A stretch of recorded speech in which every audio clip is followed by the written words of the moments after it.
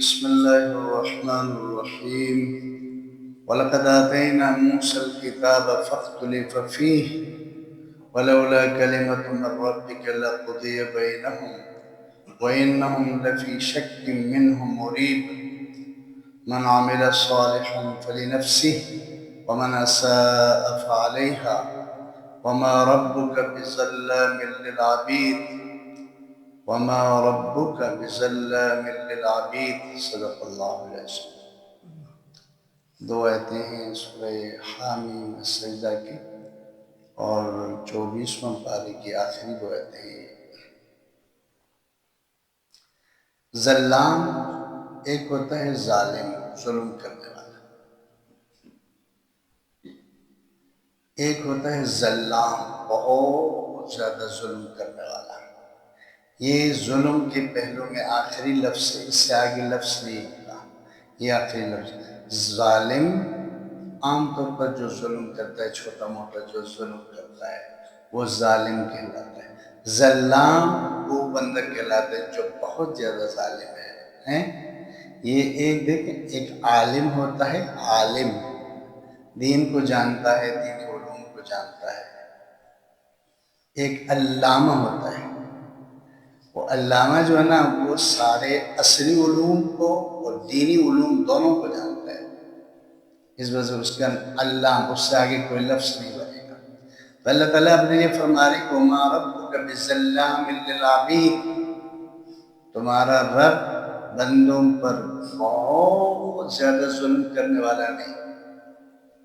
اس کا الٹا معنی نہیں ہوگا، اس کا معنی یہ نہیں ہوگا کہ چھوٹا سا ظلم کرتا ہے، اس کا یہ معنی نہیں نکلے گا یہاں۔ یہ اللہ تعالیٰ بڑے ظلم کی نفی جب کریں تو چھوٹے ظلم کی بخود نفی ہو جائے گی۔ سمجھا؟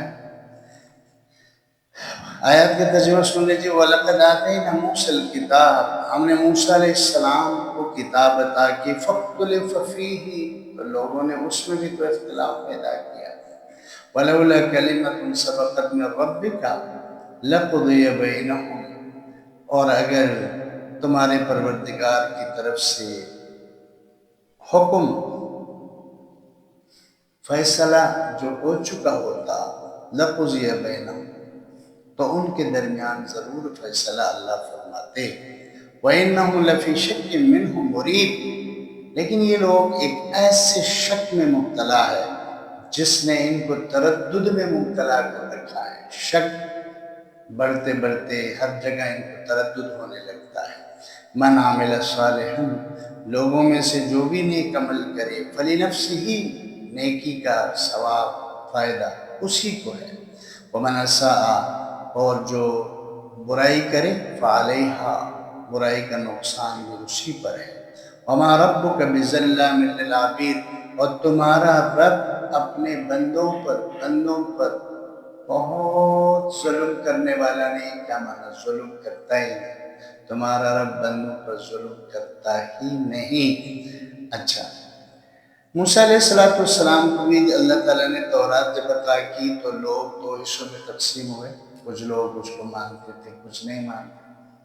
یہ حضور صلی اللہ علیہ وسلم کو اللہ کل والی آیات میں دیکھا، مشرکین مکہ قرآن پر اعتراض تنگ کر رہے تھے، تو اللہ تعالیٰ فرما رہے اے نبی، موسیٰ علیہ السلام کو بھی کتاب دی، اس کے بارے میں بھی اس زمانے کے لوگ دو حصوں میں، کچھ اس کو مانتے تھے، کچھ نہیں مانتے تھے، کچھ موسیٰ علیہ السلام کو سچ جانتے تھے، کچھ اس کو جادوگر کہتے تھے، کچھ اس کی کتاب کو سچی کتاب سمجھتے تھے، کچھ اس کی کتاب کو جو نا جھوٹی کتاب سمجھتے تھے۔ تو اس زمانے میں بھی اس طرح ہوتا رہا ہے، لیکن یہ اللہ کا فیصلہ ہو چکا تھا، اللہ کا فیصلہ ہو چکا ہے۔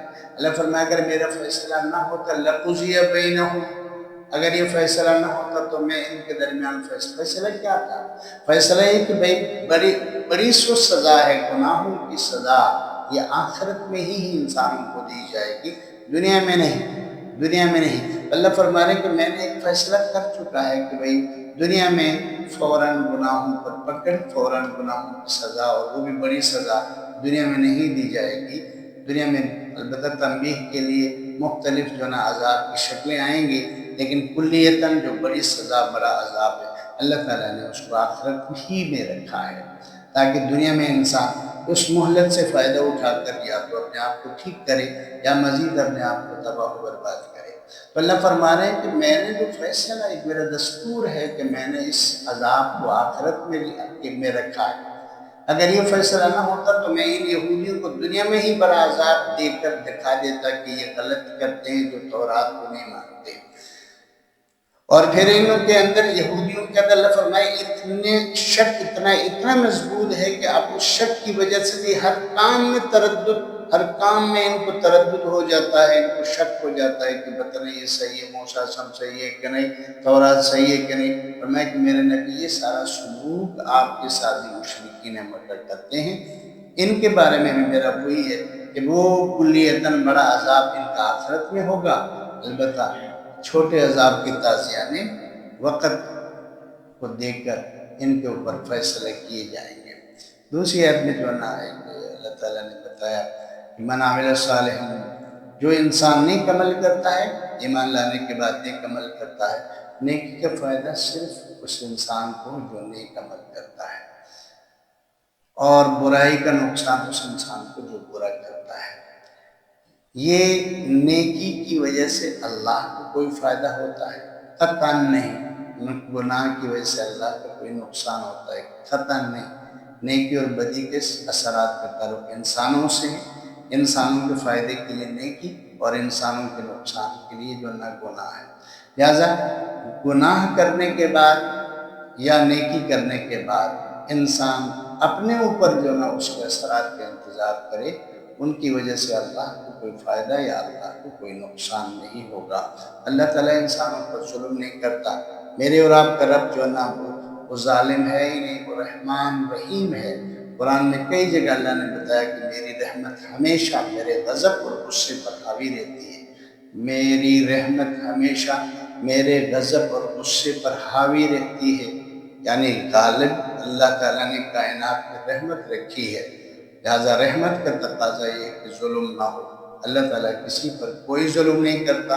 انسان ایک زندگی اللہ تعالیٰ نے انسانوں کو سمجھائی دی ہے، اس زندگی کے مطابق چلیں گے، کسی کو کوئی سزا نہیں ہوگی۔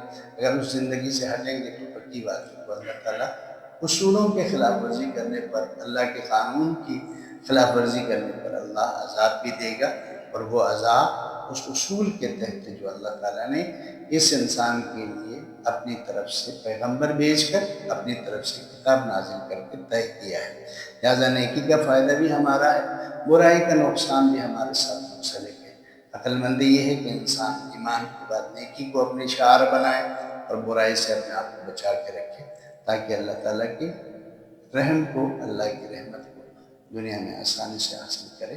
اللہ تعالیٰ ہمیں سمجھ عطا فرمائے۔ 24واں پارہ ہمارا پورا ہوا کرے انشاءاللہ 25واں سبحانک اللہم و بحمدک نشہد ان لا الہ الا انت نستغفرک و نتوب الیک۔ ربنا آتنا فی الدنیا حسنہ وفی الآخرۃ حسنہ وقنا عذاب النار۔ وصلی اللہ تعالی علی نبینا محمد۔